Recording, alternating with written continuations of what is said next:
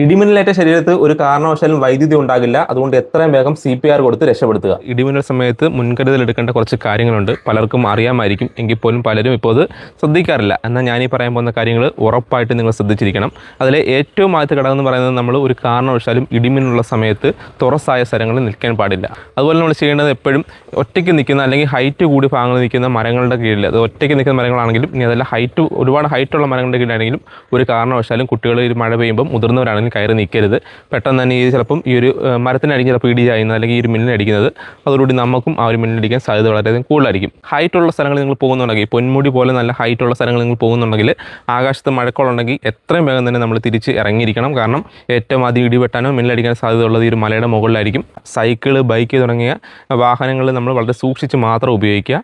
കാറിനുള്ളിലിരിക്കുന്ന എപ്പോഴും സേഫാണ്. പക്ഷേ ഞാൻ പറഞ്ഞ റൂട്ട് നമ്മളൊരു കാരണവശാലും ഈ ഒരു മരത്തിൻ്റെ ചുവട്ടിൽ കൊണ്ടിട്ട് റെസ്റ്റ് ചെയ്യാൻ നിൽക്കരുത്.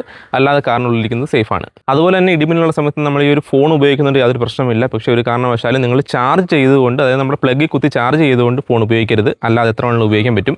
ഇനി അതോടൊപ്പം തന്നെ ചിലപ്പം ഇടിമിന്നൽ അഥവാ ഏറ്റെന്ന് തന്നെ വിചാരിച്ചു. ഇടിമിന്നലേറ്റ് നമ്മൾ പലർക്കും ഒരു വിചാരമുണ്ട്, ഇടിമിന്നലേറ്റ് കിടക്കുന്ന വ്യക്തിയുടെ ശരീരത്തിൽ പിന്നീടും കറണ്ട് ഉണ്ടാകുന്നു. എന്നാൽ ഒരു കാരണവശാലും ഇടിമിന്നലേറ്റ് കഴിഞ്ഞാൽ മനുഷ്യ ശരീരത്തിൽ കറണ്ട് നിൽക്കത്തില്ല.